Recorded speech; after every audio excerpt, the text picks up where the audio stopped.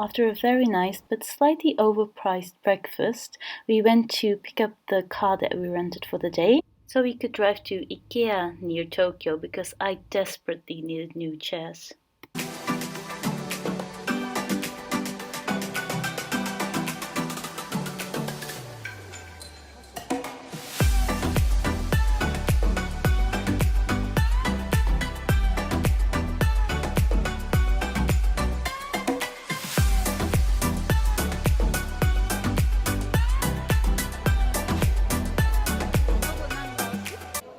We had lunch in IKEA and of course we had to have the obligatory meatballs.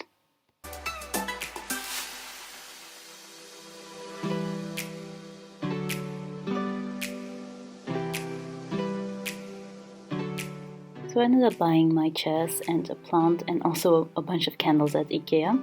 The reason why I had to have some chairs is because my cat completely destroyed mine, as you can see.